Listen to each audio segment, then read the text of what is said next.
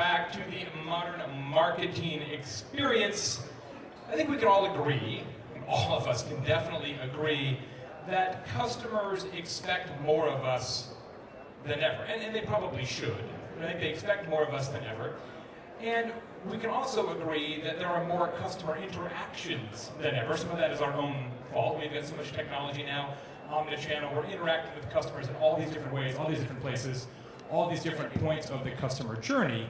And combined, what that means is that customer experience is consequently more important than ever, which is convenient since this conference is called the Modern Customer Experience. In fact, research from the company Walker finds that by 2020, a majority, not a few, a majority of B2B buying decisions will be based on customer experience. Not on price, not on how awesome is the sales dude, but based on customer experience. And that affects everybody, because once that tipping point occurs in B2B, it will also occur in B2C. Customer experience is quite simple. We talk about it all the time. Hell, we have a whole conference dedicated to it, but a lot of times I find we talk around customer experience. And customer experience is very, very simple. It's just how we make our customers feel. How we make them feel. And you can do that poorly, or you can do it well. And whether or not your customer experience is great or terrible is based really on only one thing, which is expectations. Every customer you have, every customer you will ever have, has an expectation or a set of expectations about how every interaction with your brand will go. You have the same. You have interactions about what this conference is like. You had expectations about what last night was going to be like. You have expectations about what this presentation will be like. And when you exceed expectations, that's a great customer experience. And when you fall short of expectations, that's a terrible customer experience. Sometimes we expect something and brands fail to deliver. Last year, Amanda tweeted out, "Guys, I'm trapped in an Amtrak elevator at BWI Airport," which is Baltimore's airport. She expects somebody to help her. 205 days later, Amtrak responded, "Amanda, we're sorry to hear that. Are you still in the elevator?"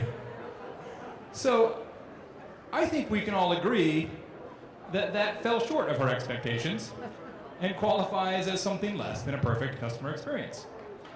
The only thing missing from this, to make this the perfect tweet of all tweets in the history of Twitter, would be right here, a skeleton emoji. Would be, nailed it. When you exceed expectations, however, in a noticeable, unexpected way, it makes word of mouth involuntary. But that's what we really want to do, isn't it? We want to compel our customers to talk about us. We want our customers to become voluntary marketers. That's what we're trying to do at every turn. That's what marketing technology is supposed to do. So while Amtrak fell short of expectations, there are other ways and other organizations that exceed expectations and make word of mouth involuntary. One of my favorites is near my house. I live in Bloomington, Indiana. Not 90 minutes from my house is a town called Santa Claus, Indiana. It's actually called Santa Claus, Indiana. There are 4 things in Santa Claus, Indiana. 3 of them are corn. The 4th one is a family-owned amusement park and water park called Holiday World and Splash and Safari. So they're family-owned. They're in the middle of nowhere. Consequently, they have several strategic disadvantages. But the one thing they do have is an unrelenting focus on customer experience and customer expectations. They do 2 things operationally that you do not expect. First, when you're at Holiday World and Splash and Safari, you will find scattered around the amusement park 55-gallon drums. Steel drums with a pump on the top. So you walk up, you're like, "Hey man, what's in this steel drum?" Sunscreen is in that steel drum. Free unlimited sunscreen. Free unlimited, what I presume to be the cheapest sunscreen available, North Korean surplus sunscreen probably, but all the free sunscreen that you can use. And you have never seen a sight like thousands of people from northern Kentucky and southern Indiana lubed up on cheap sunscreen. It's a slippery time. The other thing they do which you do not expect, is around the amusement park they have little huts, like tiny little huts like what you maybe drive a golf cart into or something. And so you walk into one of these huts, like what's in this? Is this a bathroom? What is in this hut? In the hut is free soda. Unlimited free soda. Pepsi, Diet Pepsi, Mountain Dew, fruit punch, orange drink, root beer, the whole deal for free. Now, raise your hand if you've been to an amusement park in the last 5 years. How much were sodas? Like $7.75 for a thimble full of soda? These guys are giving soda away for free, which sounds crazy until you realize that soda costs them like a penny and a straw is 2 pennies. Like the straw is more expensive than the drink, like literally. You don't expect it to be free. Here's how this pays off. Out of all the amusement parks in the United States, if you go to tripadvisor.com, this is my homework assignment for you all. If you go to tripadvisor.com, you will find that the #1 amusement park in the US, an average rating, is not Disneyland, is not Disney World, is not Cedar Point, is not Six Flags, is not Universal Studios. It is in fact the family-owned Holiday World and Splash and Safari in Santa Claus, Indiana. And of their 1,400 5-star reviews, you can grab any review at random. And every 5-star review will mention, my friends, 2 things. It will mention free sunscreen and free soda. Every time. That's the power of exceeding customer expectations. You can build a whole business strategy around this principle. Word of mouth is more important than ever in my estimation because, first, we trust each other twice as much as we trust brands. According to Nielsen, we trust people twice as much as we trust brands. So word of mouth is by far the most powerful and persuasive form of marketing. And I think it's more important than ever and more powerful than ever because we don't see each other as much anymore, right? It's like the old days when you'd hang out with your friends at some service club or church or softball, right? We're on Facebook all the time. So when we actually interact with one another, face to face, and somebody says, hey, you won't believe this awesome thing, you're like, wow, that's pretty important. I should listen to that. Another example. Cheesecake Factory. The restaurant, raise your hands if you've ever been to a Cheesecake Factory. Wow, that's pretty good penetration. So Cheesecake Factory spends 25% less on marketing than any other chain in their category. 25% less. How? Because they exceed customer expectations. They do 3 things that other restaurants don't. Ready? You guys all know this. You're probably already thinking it. Giant portion sizes, enormous menu, they make all food. What food do you want? We make that food. There's no food they don't make. Giant menu, huge portion sizes, and an unfathomable number of cheesecake flavors. Right? Motor oil cheesecake, sure, we got that. Whatever you need, sure. Right? Those are the 3 things they do that are inherently memorable. Okay? So what we're trying to establish here is a circumstance where your customers say these words. You won't believe what happened to me when ... And your brand, your customer experience is those dots. You won't believe what happened to me when I went to that amusement park, they gave me free soda. You won't believe how many kinds of cheesecake they have. That's what customer experience is really all about. That's what moves markets. That's what wins categories of business. Here's an inconvenient truth. The best companies in the world market the least, not the most. Because their operations are their marketing. Their customers are their marketers. That's where the secret is. So I call these moments, these operational decisions, these differences, these customer experience gems, talk triggers. And the definition of talk triggers are unexpected experience components that turn your customers into volunteer marketers. Talk triggers. There are 4 requirements for a talk trigger. 4 things that must be present for an operational circumstance to be a talk trigger. The first is that it has to be unexpected. right? If you do something that the customer sees coming, why does that create word of mouth? Right? It's like if you go to, let's see a good example.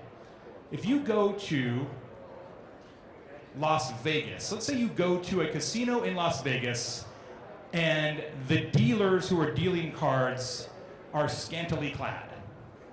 Right? That's Vegas. You expect that to happen. Right? If you go to the Ritz-Carlton and you get good service, you're like, that's how Ritz-Carlton is. It's not a talk trigger because you saw it coming. Okay? So it has to be unexpected. There's a bank in the Pacific Northwest called the Umpqua Bank. Umpqua Bank has 250 branches, something like that. They do something incredibly unexpected in each branch. In every single branch of the bank, there is a silver telephone shown here. Underneath each phone is a simple sign. The sign says, call us. Press 1 to reach the bank president. Press 0 for customer service, press 1 for on-call banking, press 2 for existing loan information, press 3 for investment services. Nobody ever calls these other numbers, but they constantly call the bank president because they think it's totally fake, but it's not. You press that button on any phone in any branch and you are connected directly to the office of the president of the bank in headquarters. That's a talk trigger. Because the next time you see your friend, you'll be like, hey man, you know that bank down the street, Umpqua? So I went in there to get my checking thing, and they've got this weird phone, and I pressed the button, and guess what? I actually got connected to the president of the bank. Like, holy shit, I can't believe that's true. I thought that phone was fake. That was decoration. Unexpected talk trigger. It goes to his assistant. Yeah, I mean he's just like sitting by the phone, like hope somebody calls. The guy's got meetings and stuff, but yeah, it goes right to his office. Yeah, his personal assistant. So the second thing it has to be is consistent. Okay, so it has to be something that happens all the time. Right? It's not like if you go to Cheesecake Factory on Friday they have 2 items, and on Saturday they've got 1,400. Right? It's always the same. Consistency creates talk triggers. Right here in Las Vegas, one of the most consistently amazing talk triggers I've ever experienced personally is at the Penn and Teller show, which is at the Rio around the corner. Every single night, 5 nights a week for I think 15 years now, after the show, Penn and Teller, the famous magicians, come out from behind the stage and they shake hands and take selfies with every single person in the audience. 500 people a night, 5 nights a week for 15 years. You want to talk about being accessible. You want to talk about connecting with your fans. You want to talk about creating a talk show. I went to Penn and Teller. You won't believe this. I got to meet those guys. Here's the picture of me and the little guy and the giant guy. They don't do it once a year. It's not fan night.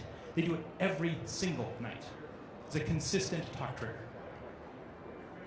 Surprise and delight, which is something that we talk about a lot in marketing now, especially social, this idea of, hey, we're going to find a customer and we're going to do something outrageously awesome for that customer, right? Everybody is familiar with that idea? We're going to find somebody on Twitter and we're going to do something cool or whatever. The problem with that is, surprise and delight is not a customer experience strategy. It's stunt-based marketing.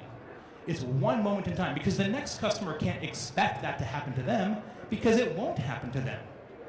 If a hotel does something really nice and puts something on your pillow and that's awesome because they saw your tweet, they're not doing that for every customer. That's why it's not a talk trigger. It's not consistent enough. Third thing that has to be true is that talk trigger has to be reasonable. Okay? If it's too outlandish, if it's too grand, it actually ironically loses power because people don't believe it can actually happen to them. Right? It can't be like a lottery ticket. It has to be something that is reasonable. Free sunscreen is reasonable. Saying we're going to name the roller coaster after you is not reasonable, okay? You have to have a reasonable level of customer experience. There's a hotel chain, it's new, relatively new, called The Graduate. And The Graduate is building hotels in college towns in the US. So they have one in Durham, I believe. They have one in Bloomington, where I live. They have one in Athens, Georgia, a few other places. So it's this college-themed hotel chain, really cool. What they do for your room key, they take old student ID cards of famous alumni or fictitious characters. Ron Dane, famous running back for the University of Wisconsin, his student ID is one of the room keys at the Madison, Wisconsin version of the Graduate Hotel, right? Thornton Mellon, the character played by Rodney Dangerfield in the famous movie, is a room key, right? There's tons and tons and tons of pictures of these room keys on the internet. It's a talk trigger. Like, hey, I went to this hotel, and the room key is XYZ. Right? It gets people talking. And the fourth thing that a talk trigger has to be is relevant. Right? It has to be something that's tied to the actual business itself. It can't be something that is incongruent or dissonant to the overall strategy of the business. Okay, so it all has to work together. So there is a jewelry store in Hamburg, Germany that specializes in wedding jewelry. It's called Mary Ing, which is a great name to begin with. And the Mary Ing organization has a terrific talk trigger that is reasonable, it is consistent, it's all the things I've told you. They take something so simple and so prosaic, the business card. They turned their business cards into a talk trigger. Here you see them just flat, regular business card. Here's our place, it's Mary Ing from Hamburg. If you roll the business card up, it becomes a ring sizer. So, potential groom comes in, starts looking for a wedding ring, engagement ring for his bride, grabs a business card. When she's not looking, rolls it up to figure out her ring size, because I gotta tell you from a first-hand experience, dudes do not know girls' ring size naturally. Like, no, I don't know, is it a 50? Is it a 2? Is it a 1? Is it 1.75? Like, I don't even know what, like, is it millimeters? I literally don't even know what unit of measure a ring size is. Is it fathoms? Is it, is it leagues? I have no idea. Nobody knows. You guys just got engaged, did you know? Yeah, this guy, look, Vincenzo's pretty stylish, he knows what's up. He bought Amy a ring that was 2.5 sizes too big. Right? You should have gone to Hamburg. I know it's a trip, but so this is the kind of thing that get people talking, right? Hell, I'm talking about it right now, proof positive. So here's how you build talk triggers, okay? Here's the process for doing this in your organization. First thing you have to do, okay? First thing you have to do is make friends. You gotta make a lot of friends. And those friends work in your company. They work in your company. Your talk triggers team. Customer service and customer experience people. Legal people. Okay, I know it's a bummer, but I'm just telling you the truth, all right? Legal people have to be part of the talk triggers team. But if you're gonna give away sunscreen, somebody does have to actually make sure that's not North Korean surplus sunscreen. So legal's got to be involved. Sales absolutely has to be involved. You're gonna tie this to revenue eventually. Marketing, of course, has to be involved. And operations massively has to be involved. Right? If you're gonna make room keys out of old IDs, like operations has to figure out how to make sure that works in a door, which is not an insignificant thing to sort through. Okay? That's your team. CS and CX, legal, sales, marketing, ops. Okay? Second thing you do is play spy games. What you want to do is do a lot of observational research on your customers. This is where you get out from behind your stupid desk and get out in the field and actually spend time with customers in the real world. Okay? Which happens a lot less than it used to because we got all these awesome reports that we can run. So let's not do that as much, and let's go actually watch customers. Spend time, not 10 minutes, days, spend time watching customers in your location. Watch them use your product. Go on ride-alongs with sales. Whatever you have to do to watch customers in the field, that's how you figure out, what would be cool? They don't expect this to happen right here. What if instead we did this other thing? What if we had a crazy hotline in every bank? Okay, so you've got to go out there and observe customers. Third thing, document every touch point. Okay, there's an amazing customer journey map on the other side of that wall. You have to write that down. It doesn't have to be super fancy pants, it doesn't have to be a crime against Post-it notes. You just need to make sure you understand what all the touch points are on the customer journey. Okay, so what are all the places that these customers intersect with us? Because if you don't know those touch points, you don't know which of those you could twist to become a talk trigger. Okay, so you've got to write them all down in sequence. Fourth thing you've got to do is embrace the boring. The big mistake that people make when they try to do talk triggers like this is they try to make it too big, too fancy, too awesome. What if we got Drake to come to the store? It's like, no, man, you don't need Drake to come to the store. You need business cards to become a ring sizer. And it sounds crazy to tell you that something small like that creates more word of mouth, but it does. Because it creates word of mouth every single day. Drake works for 2 days. The day Drake is in the store and the next day. And then the value of that is 0. Business card ring sizer creates word of mouth every day, or ever. So you have to embrace boring and understand the expectations curve, right? The reason these things work is because they don't expect it. So the things that are boring, like a business card, you can put a twist on, actually has greater impact. Greater impact. How many of you saw my little bit this morning I did on the main stage about my friend Glenn Gorab? A few of you, I'll just go through it quickly because some of you weren't there. Glenn Gorab is an oral surgeon in New Jersey and has an amazing talk trigger in his organization. Every Friday, when he leaves the office, his office team gives him a list of phone numbers of all the patients who are coming into his office for the very first time the following week. Every Saturday, he calls all those people. He just says, hi, I'm Glenn, I'm your oral surgeon. I understand you're coming in for the first time next week. Do you have any questions I can answer? And it blows people's minds. Because you may have been called by a doctor after a procedure. You've never been called by a doctor before you ever showed up in the office. Takes him 20 minutes a week. And has totally built his practice. People talk about it for miles around. Every week he calls somebody and says, oh, I'm so glad you're called. I guess I gotta tell you, doctor, there's a lot of oral surgeons who are way closer to my house, but I come to see you because you're the doctor who called my friend before she ever showed up in the office. It's a talk trigger. People can't believe it. But it's so simple. It's so simple, it's almost boring. But they don't expect it, and it's consistent, and it's relevant. The fifth thing to think about is to use what I call the Big Five Prism. The Big Five Prism are the ways that you can exceed customer expectations, okay? These are the 5 ways that you can really exceed customer expectations. You can be more human than they expect. You can be more useful than they expect. You can be more generous than they expect, more responsive than they expect, or more playful than they expect.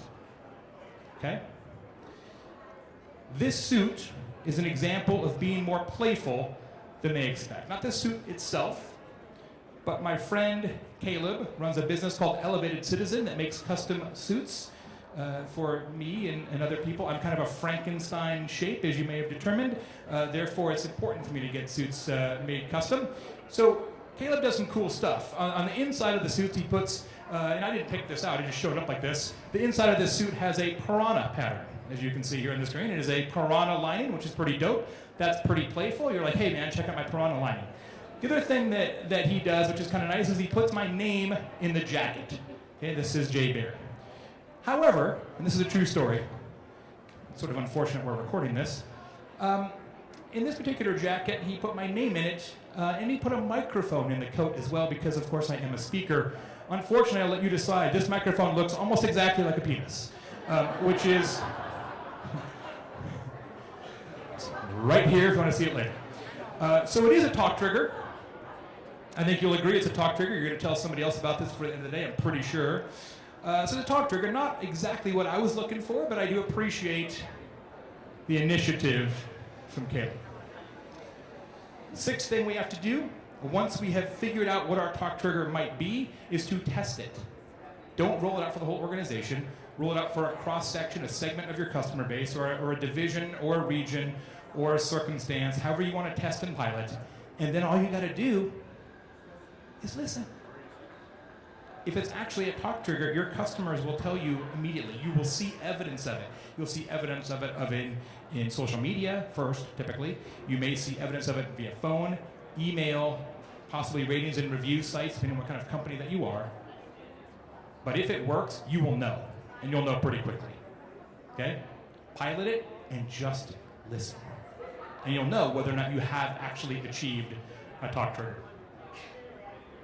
And the seventh step is to expand. So, okay, this seems to be working in the pilot. Let's expand it, operationalize it, and make it part and parcel of what we do in this organization every single day. Discover did that. Discover Card, as some of you may know, for a long time, they actually invented the concept of cash back. They invented it. They were the only ones who had cash back forever.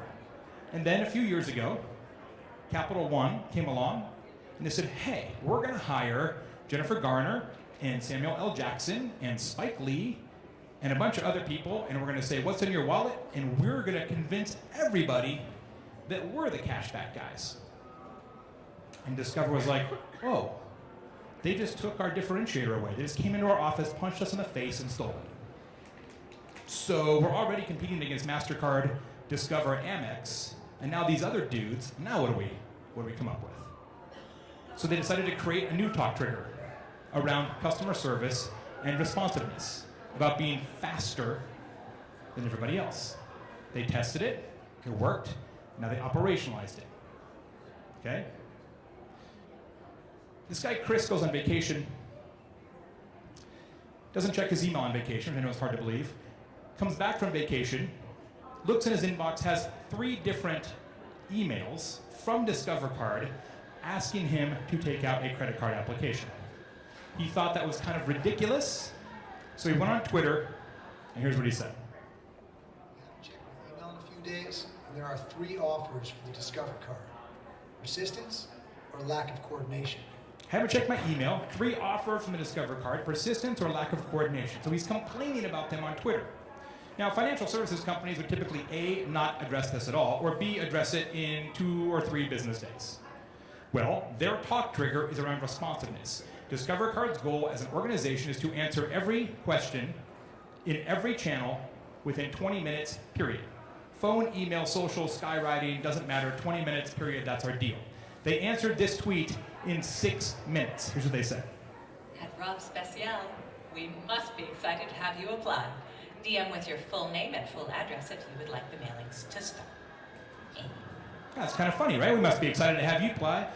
DM your name and we'll get you off the list. 6 minutes. 4 minutes later, he tweeted them back. At Discover, kudos for the prompt response time. Okay, I'll bite. Mostly because of your response, Amy. Hashtag great service. Okay, I'll bite, mostly because of your great service, Amy.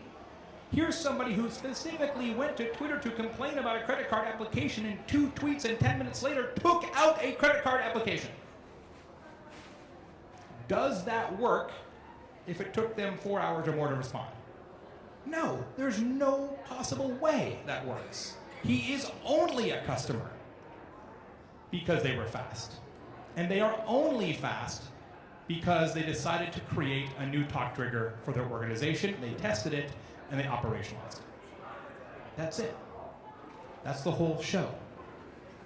Your customers are being trained right now as you sit here by the greatest companies in the world. Their expectations are not being set by what you do or what your competitors do. Their expectations are being set by what Amazon does, and Zappos, and Ritz-Carlton, and Dr. Glenn Gorab, and the German wedding ring guys. It doesn't matter what happens in your category. You can't say, well, we're in insurance, or we sell bulldozers, or we've got ball bearings, or we're in banking. Nobody gives a shit. You've got to be great. Not great in your industry, great. Period. End the sentence. You've got to find a way to get people talking about your business, because if you have to buy word of mouth, it's even with this great software that we're selling here. If you got to buy all of your word of mouth, friends, that is an expensive proposition. As I said before, the greatest companies in the world do the least amount of marketing because they don't have to. They don't have to. Are you exceeding their expectations? That's my question for you. When you leave, think about that. What do they expect of us, and how can we do more? How can we turn those customers into volunteer marketers? Because, my friends, the most efficient marketing that you will ever